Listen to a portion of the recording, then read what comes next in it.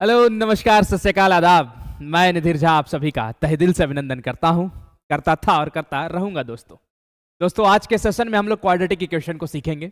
हमने chapter 2 polynomial को कर लिया, हमने chapter 3 linear equation in 2 variable को कर लिया। आज के क्लासेस में चैप्टर 4 जो कि हमारा क्वाड्रेटिक इक्वेशन है उसको कंप्लीट करने का प्रयास करेंगे। दैट इज कॉन्सेप्ट आज के क्लास में हम लोग सीख कर उसको बराबर कर देंगे। बच्चा, क्वाड्रेटिक इक्वेशन काफी इंपॉर्टेंट चैप्टर है आपके एग्जाम के पॉइंट ऑफ व्यू से। लीनियर इक्वेशन उतना ही इंपॉर्टेंट था और पॉलिनोमियल उतना ही इंपॉर्टेंट था, क्योंकि पॉलिनोमियल, लीनियर इक्वेशन और क्वाड्रेटिक इक्वेशन तीनों एक सेगमेंट में आते हैं।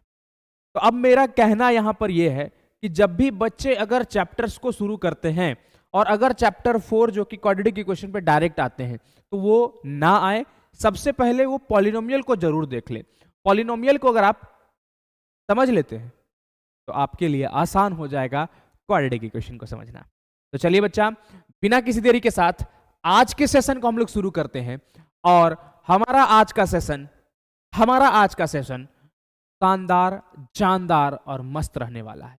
बस जुड़े रहिए हमारे साथ और क्वाड्रेटिक इक्वेशन को सीखते रहिए। तो चलिए क्वाड्रेटिक इक्वेशन को समझते हैं।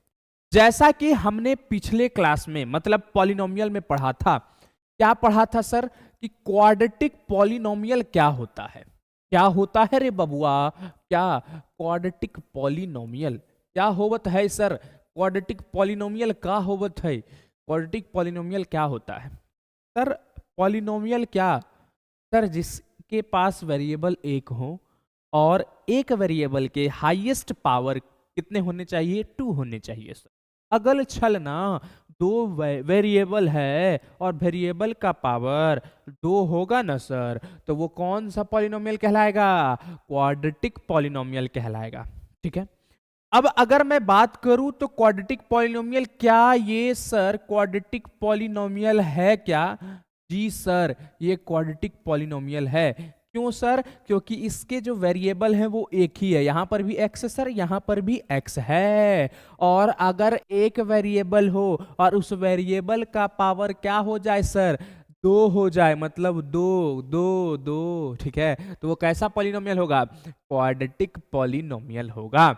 उसके बाद अगर आगे बढ़े तो क्वाड्रेटिक पॉलिनोमियल को जब हम 0 के बराबर इक्वेट कर देते हैं तो ये क्या बन जाता है? Quadratic equation.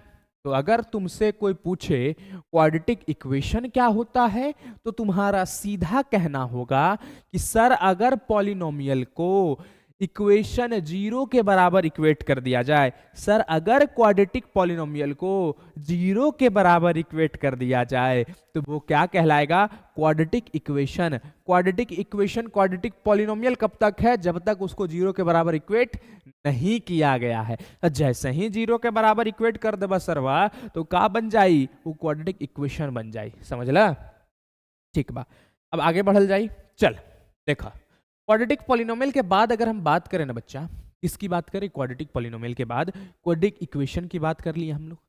अब तरह तरह के मेथड है, जैसा कि हम लोग जानते हैं कि एक स्टैंडर्ड फॉर्म जो होता है, क्या स्टैंडर्ड फॉर्म? सर किसका स्टैंडर्ड फॉर्म? सर हम भी तो स्टैंडर्ड में न रहते हैं। चल, तो स्टैंडर्ड में तुम लोग रहते हो, लेकिन हमारा जो पॉलिनोमियल है तुमसे ज्यादा स्टैंडर्ड में रहता है और क्वाड्रेटिक इक्वेशन हाई पावर में रहता है। ठीक है, तो स्टैंडर्ड फॉर्म की अगर बात करें तो ax² प्लस bx प्लस का c होता है, जहां पर a जो होगा आपका 0 के बराबर नहीं होगा। ये आपका स्टैंडर्ड फॉर्म है किसका? क्वाड्रेटिक इक्वेशन का। किसका? क्वाड्रेटिक इक्वेशन का। क्योंकि a अगर सरवा 0 के बराबर हो जाएगी तो a अगर 0 के बराबर हो जाएगा तो a x को भी क्या कर देगा? 0, और ये पूरे का पावर 0, और ये पूरे का पावर जब 0 हो जाएगा, x का स्क्वायर ही नहीं रहेगा, मतलब वेरिएबल का पावर हाईएस्ट पावर 2 ही नहीं रहेगा, तो क्वाड्रेटिक इक्वेशन कहां से होगा रे? होगा? नहीं होगा। तो उस केस में ये हमारा क्या बन जाएगा? Standard form of what? Quadratic equation. यहां तक चीजों को आप ग्रैब कर पा रहे हैं कि नहीं कर पा रहे हैं? ठीक है, अब हम लोग जैसा कि पॉलिनोमियल में पढ़े थे, जस्ट बच्चा ये पॉलिनोमियल का ही चैप्टर है। कुछ नहीं है। क्वाड्रेटिक इक्वेशन पॉलिनोमियल से एकदम बराबर हिस्सा में चल के चलता है, कंधा पे कंधा मिला के। रे दोस्त, हम और तुम दोस्त हैं, और दोस्ती में कोई दरार ही नहीं आनी चाहिए, कोई दरार नहीं आती। छोटा सा दरार होता है मेथड को सीखने में, ठीक है। तो आइए थोड़ा सा, जैसा कि हम लोगों को पता है, हम लोग सॉल्यूशन निकालते हैं। जैसा कि हम लोगों को पता है, क्या पता है कि हम लोग पॉलिनोमियल में क्या निकालते थे, हम लोग जीरोस निकालते थे सॉल्यूशन के तौर पर। हम लोग क्या निकालते थे, जीरोस ऑफ पॉलिनोमियल निकालते थे। हाँ या ना कहिएगा आप लोग, यस सर, निकालते थे। उसी तरह बचवा हम लोग इसमें रूट्स निकालते हैं। जो सॉल्यूशन का काम करता है, जो जीरोस ऑफ पॉलिनोमियल काम करता है, जिस तरह से जीरोस ऑफ पॉलिनोमियल लोग सॉल्यूशन निकाले थे, ठीक उसी प्रकार से रूट्स ऑफ पॉलिनोमियल की बात करेंगे। किसकी बात करेंगे, रूट्स ऑफ पॉलिनोमियल की बात करेंगे। तो अगर रूट्स ऑफ पॉलिनोमियल क्या होता है, अगर आपसे पूछ ले what is roots of polynomial, तो roots of polynomial sir zeros ही है। जैसे हम लोग जीरोस निकालते थे, जीरोस कैसे निकाला जाता था, जीरोस निकाला जाता था सर फैक्टराइजेशन के तहत। किसके तहत, फैक्टराइजेशन के तहत हम लोग जीरोस को निकालते थे। तो ठीक उसी प्रकार हम लोग फैक्टराइजेशन के मदद से किसको निकालेंगे, रूट्स को निकालेंगे। और उसके बाद अगर आगे चले तो फैक्टराइजेशन के बाद आपका completing the whole square method भी था, जो कि डिलीट हो गया। अब आता है किसके मदद से, क्वाड्रेटिक फॉर्मूला के मदद से हम लोग निकालते हैं। किसके मदद से निकालते हैं, क्वाड्रेटिक फॉर्मूला। तो हमारे पास दो मेथड हैं रूट्स ऑफ क्वाड्रेटिक इक्वेशन को निकालने का। वो दो मेथड कौन सा है, एक फैक्टराइजेशन है और एक क्वाड्रेटिक फॉर्मूला का मेथड। आइए, फैक्टराइजेशन मैंने आपको पॉलिनोमियल में सिखा दिया था। क्या सिखाया था, नहीं सिखाया था, ये आपको अच्छे से पता है। आइए उसको भी ध्यान देते हैं। जैसा कि हमारे पास कोई इक्वेशन आया था, जैसे ax² plus bx plus c, ठीक है। अगर मैं बात करूं इसके रूट्स को निकालना था, तो इसको रूट्स को निकालने के लिए हम लोग क्या करते थे, a को c से मल्टीप्लाई करते थे। अब a को c से मल्टीप्लाई करने के बाद हमारे पास कोई नंबर आएगा। उसके बाद b को हमें तोड़ना होता था, मतलब मिडिल वाले टर्म को क्या करना पड़ता था बचवा, स्प्लिट करना पड़ता था। और जैसे ही मिडिल वाले टर्म को हम क्या करते थे, स्प्लिट करते थे, हमारा आंसर वह आ जाता था।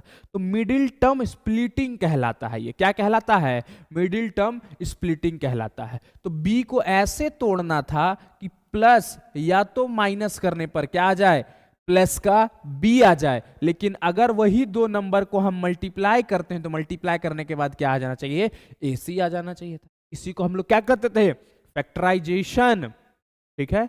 उससे जो वैल्यू आता था वो हमारा क्या कहला जाता था, जीरोस ऑफ पॉलिनोमियल। किस में, पॉलिनोमियल में। और आज के क्लास में वो किस में चला जाता था, रूट्स ऑफ क्वाड्रेटिक इक्वेशन में चला जाएगा। जो जीरोस वाला काम करता था, आज के क्लास में वो किस में काम करेगा, रूट्स ऑफ क्वाड्रेटिक इक्वेशन में काम करेगा। ठीक है बचवा जी, ठीक है सर। अब अगर आगे बढ़े तो हमें अब मेन मुद्दा पे सीखना क्या है, मेन मुद्दा पे हमें सीखना है क्वाड्रेटिक फॉर्मूला। किस पे, क्वाड्रेटिक फॉर्मूला पे। क्वाड्रेटिक फॉर्मूला क्या होता है सर, क्वाड्रेटिक फॉर्मूला में इतने तामझाम के विधियों से ना गुजरकर इसको हम लोग श्रीधर आचार्य का भी फॉर्मूला कहते हैं। श्रीधर आचार्य जी बहुत बड़े मैथमेटिशियन थे। उन्होंने अपने नाम से एक फॉर्मूला को दिया जो कि क्वाड्रेटिक फॉर्मूला निकालने में क्या करता है, मदद करता है। तो क्वाड्रेटिक फॉर्मूला की अगर हम बात करें, x is equal to minus B plus minus under root B square minus 4ac upon में व्हाट 2a। ये आपका क्या है, क्वाड्रेटिक फॉर्मूला है। ये रूट्स है और ये रूट को निकालने का क्या है, फॉर्मूला है। माइनस बी क्या है, यहाँ पर b है, b की जगह पर पुट कर दीजिए, b स्क्वायर कर दीजिए minus 4 into a into C upon में व्हाट 2a। यहाँ से आपका क्या निकल जाएगा, यहाँ से आपका निकल कर आ जाएगा x का वैल्यू, मतलब वो रूट का वैल्यू आ जाएगा। और ये कौन दिया था, श्रीधर आचार्य जी ने दिया था। अब अगर आगे थोड़ा सा और बढ़े, आज के क्लास में सिर्फ हम लोग कॉन्सेप्ट को सीख रहे हैं, इसको ध्यान दीजिएगा थोड़ा सा। आगे और थोड़ा सा बढ़े तो हम लोग को पढ़ना पड़ता है डिस्क्रिमिनांट। क्या पढ़ना पड़ता है, डिस्क्रिमिनांट। सर ये क्या है, सर वह अभी नया चीज। सर डिस्क्रिमिनांट को डी से डिनोट करते हैं। अगर बचवा हम डिस्क्रिमिनांट की बात करें तो डिस्क्रिमिनांट डिस्क्रिमिनेट करता है। डिस्क्रिमिनेट का मतलब अलग अलग बांटता है। मतलब किसके आधार पर सर, रूट्स के साइन के हिसाब से, रूट्स के साइन के हिसाब से रूट को बांटना, रूट के साइन के हिसाब से सॉल्यूशन को बताना कितने सारे सॉल्यूशन होंगे। सर समझे? हाँ, मतलब सर क्या कहना चाह रहे हैं? कहना ये चाह रहे हैं कि डिस्क्रिमिनेंट का जो वैल्यू होता है d इज इक्वल टू होता है बी स्क्वायर माइनस 4ac। अगर आप बी स्क्वायर माइनस 4ac करते हैं, अगर आप बी स्क्वायर माइनस 4ac करते हैं और इसका वैल्यू मतलब अगर आप बी स्क्वायर माइनस 4ac करिएगा तो वो क्या निकल जाएगा? d निकल जाएगा, जिसको हम लोग क्या कहते हैं? डिस्क्रिमिनेंट कहते हैं। और अगर इसका वैल्यू 0 से बड़ा आ गया, मतलब इसका वैल्यू पॉजिटिव में आया, अगर इसका वैल्यू 0 से बड़ा आया, अब मन में आएगा सर इसका वैल्यू 0 से छोटा भी आ सकता है। हाँ आ सकता है। और इसका वैल्यू अगर 0 के बराबर आ गया, ये 3 केस हमारे पास बनते हैं। 3 केस किस तरह से? अगर 0 से बड़ा हो जाए, अगर 0 के इक्वल हो जाए और 0 से क्या हो जाए? छोटा हो जाए। तो ये 3 केस में अगर हम बात करें तो 0 से अगर बड़ा है तो एग्जैक्टली 2 सॉल्यूशन। कितने सारे सॉल्यूशन होंगे? दो डिफरेंट सॉल्यूशन इसके, ठीक है, 2 अलग अलग सॉल्यूशन, 2 अलग अलग इसके क्या होंगे? सॉल्यूशन होंगे। मतलब जो आंसर आएगा, जो रूट्स का वैल्यू, 2 डिफरेंट रूट्स आएंगे। ये सॉल्यूशन कहिए, रूट कहिए, मतलब एक्स का जो वैल्यू होगा वो अलग अलग आएगा, 2 गो आएगा, वो भी अलग अलग आएगा। डी का वैल्यू अगर 0 से छोटा है, अगर निगेटिव में, तो इसके कोई भी सॉल्यूशन नहीं होंगे, मतलब वो एक्स का वैल्यू नहीं आएगा, ठीक है। और अगर डी का वैल्यू 0 के इक्वल है तो 2 equal real root, 2 equal real root, और 2 रूट जो होंगे वो दोनों क्या होंगे? आपस में बराबर होंगे। मतलब अगर +2 आया है तो इधर भी +2 ही आएगा। दोनों x का वैल्यू कितना होगा? +2, मतलब x का सिर्फ एक ही वैल्यू होगा, वो क्या होगा? +2। तो 2 वैल्यू पॉसिबल है और वो भी पॉजिटिव में, वो भी इक्वल रूट होंगे। कैसे रूट होंगे? इक्वल रूट होंगे। अगर माइनस में तो -2 तो डी का वैल्यू अगर 0 के बराबर है तो कैसा? डी का वैल्यू अगर सर 0 के बराबर है तो 2 इक्वल रियल रूट। अगर डी का वैल्यू 0 से छोटा है तो नो रियल रूट, और डी का वैल्यू अगर 0 से बड़ा है तो 2 डिफरेंट रूट्स। कैसे होंगे? 2 डिफरेंट रूट्स, उसके जो रूट्स होंगे दोनों अलग अलग रूट्स होंगे। यही है आपका डिस्क्रिमिनेंट और यही है आपका क्वाड्रेटिक इक्वेशन। खत्म, कॉन्सेप्ट खत्म क्वाड्रेटिक इक्वेशन का। ठीक है बच्चों, तो आज के सेशन में हम लोग क्या सीखे? आज के सेशन में सीखे क्वाड्रेटिक इक्वेशन को। क्वाड्रेटिक इक्वेशन कितना आसानी से आपको समझ में आ गया, आप लोग देखे कि नहीं देखे? आसानी से समझ में आया कि नहीं आया? अरे आया, हाँ या ना? आया? बस इतना याद रखना, कर लोगे तुम लोग, बस थोड़ा सा कराने वाला चाहिए। अरे रिजल्ट निकलते हैं यार, बस रिजल्ट बनवाने वाला चाहिए। मेहनत होते हैं यार, बस मेहनत करवाने वाला चाहिए। ठीक है, जीवन में बस इतना ही याद रखना, कोई करने वाला और करवाने वाला तुमको मिल जाए ना, तुम मचा दोगे। मैं करवाने वाला हूं, आप करने वाले हैं, कर लीजिए, समय है अभी। ठीक है बच्चा, आज के सेशन को यहीं पर इंड अप करें क्या? आज के सेशन को यहीं पर इंड अप करते हैं, फिर मिलते हैं अगले सेशन में आपसे। आज का सेशन जरूर छोटा था, लेकिन जानदार और शानदार था। छोटे से कॉन्सेप्ट में क्वाड्रेटिक इक्वेशन का कॉन्सेप्ट खत्म, शॉर्ट रिवीजन, क्विक रिवीजन। अगले सेशन में जानदार सा एक क्वेश्चन का सीरीज लेके आएंगे क्वाड्रेटिक इक्वेशन का, जो कि आपके एग्जाम के पॉइंट ऑफ व्यू से काफी इंपॉर्टेंट होगा।